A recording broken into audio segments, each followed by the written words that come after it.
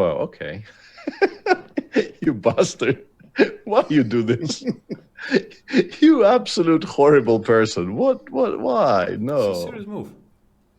Okay. Our story begins today a few years ago. Poor Peter Svidler's just sat there doing some Nations Cup commentary and decides to take a few challenges from watchers, fans, subscribers of Chess24 when who should appear? A wild Magsy Bogues, aka Magnus Carlsen, world champion at the time and world number one. And he just treats Peter Svidler to the most trollson of openings here. Let's take a look. It was a blitz game, 3 minutes each. A Sicilian on the board, pure respect to start with, but don't worry, the Magnus magic is on the way. Rossolimo on the board, and here's some of the more common moves for black. G6 being the most common response, but Magnus plays the wild rogue pawn h5, just ploughing that rook's pawn down the board. I mean, this is just some genius level stuff. And what you're going to see in this game is this isn't randomness. Watch how Magnus turns this into a system. What a punch it packs. We now see pawn to c3, going for the big centre. So Magnus now fights back. Why is he doing this at this moment? Well, if Peter took, which he didn't, this is analysis mode. Then after queen takes, there's no knight c3 because the pawn's being committed there. This is a really common motif out of the opening when the opponent has committed the c-pawn like this. So after Magnus's d5, Peter Svidler, in his own words... Yeah, chicken club. The chicken club. Now I'm going to keep dropping in some clips through the video so you can really sort of enter into the moment. It's a great game. Magnus now plays knight f6. That is provocative. Seriously, though? That's kind of pushing it a little bit. He's given a lot of the centre here, and he's given even more now after Peter pushes with pawn e5. Knight g4. Taking's not actually a threat, though, because remember, this guy's pinned to the king. So h3 can be played. The knight has to stumble backwards to the edge of the board. Such an ugly square, and we now see the pawn pushed on. You could have considered castling. Let me turn the analysis bar on here. Apologies, we're not heathens. We want to see a little engine bar on the side there, right? You could castle here. You can also play with a c4 structure. Turns out it's pretty good. But d4 is played here. Now that's understandable, not just for the chain, but for the connect 4. Peter only goes and wins himself a Maurice Ashley head magnet. Look at him there. They are in high demand. You can stick it on the fridge or freezer and he'll smile at you all day. Magnus now responds with takes. Knight takes is actually a very playable move here. Looks weird, but we'll see that this backwards pawn actually becomes a bit of a target down the line. Think knight coming in, queen on b6, maybe a rook lift. It's a long way off, but these are the deep themes that the top grandmothers see in advance. Magnus first streams out with the bishop. Hang on, wasn't that the knight square? Well, he does want to get that one into the game and then lock up the structure. Otherwise, it'd be crying over here. Queen a4 now from Peter. And it's a nice idea, but Magnus fights back with an even more powerful one. He starts with bishop e7.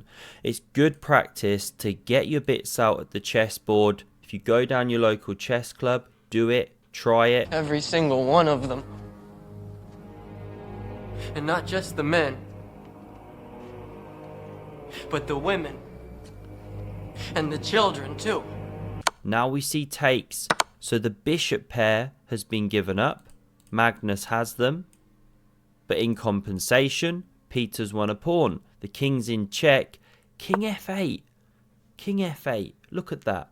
How does Magnus play these systems and get away with it? This is nuts. Peter Svidler is an 8-time Russian champion, 2700 plus guy. You know, serious player.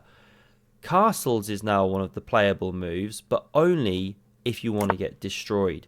G5, and the position's level. you're just getting absolutely steamrolled. If you step back with the knight, it carries on. So one of the top moves here is sacking a piece and playing from there. Okay, let's not keep going. Because after king f8, we didn't see castles. We saw queen a6. Now, it's a strange looking move, but it does cover some light squares. You know, you've just given up the light squared bishop. And you step out of the c file, in case black wanted some weirdness there. Now Magnus carries on. What does he play, of course? You guessed it. Pawn g5. Andrea's spinning those beats. This is the chess we live for. He wants to bang down the door. h4 in response now from Peter, and it's not the best. Queen e2 is actually top line of the engine. Let me show you a couple moves. Something like this, and you actually go queenside with the king. Even in the top engine line here, something like this. What a cool move that is, by the way. Black still equalises the position for the cost of the pawn. Who wants to be on the white side of this? Just the most incredible systems. So that was all the queen e2 castles queenside stuff. But this was played. Yeah, h4 was horrible. I was not supposed to do that. It allows Magnus to take, and black is simply now better. Bishop pair, board opening up down the g file, the b and the c, and the materials restored. So in response, we see pawn, sorry, not yet, bishop f4 first, king g7, now pawn g3 from Peter. Again, not the best move, but he's trying to shake it and bake it over there on the king side.